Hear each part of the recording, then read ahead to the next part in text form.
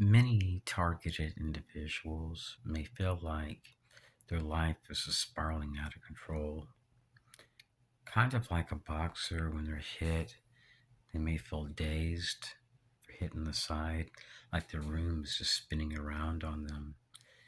Because many of us have become human punching bags for civic groups, defense contractors, and this no touch torture program based on demoralization, warfare, psychological operations, role players, surveillance workers, interagency coordination is meant to wear us down and to show us that there's no support.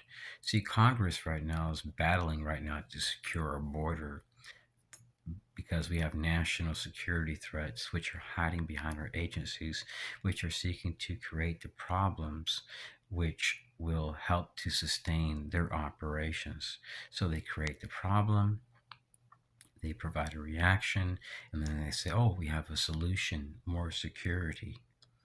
So our enemies aren't foreign, they're domestic. I'm not anti American. I'm all for law enforcement and government in the military.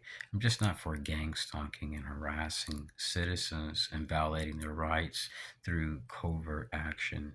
If you're a targeted individual, perhaps at one time your life was very joyful, and then now it's not as joyful and colorful like it used to be.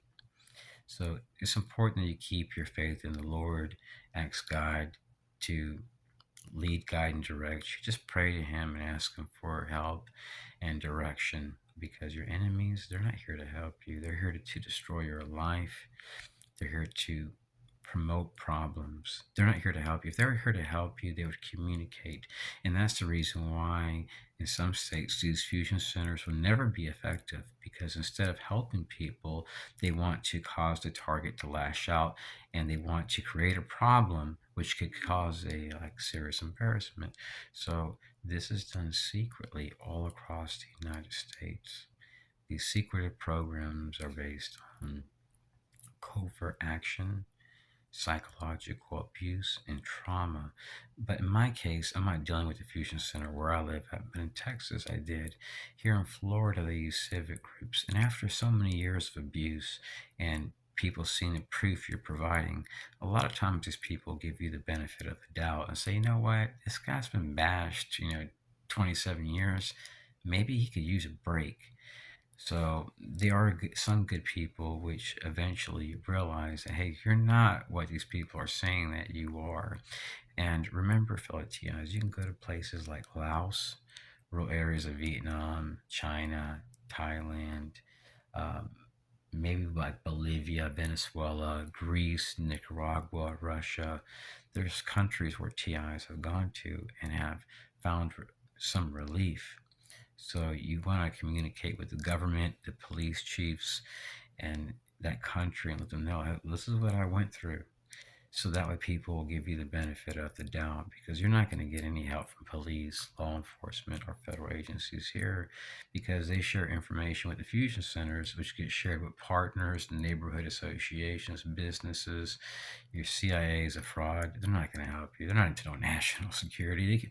We can't even secure our border, but they say they're our nation's first line of defense. Our border is our nation's first line of defense. So if they cannot secure that, then they're a fraud. So we are on our own, fellow TIs.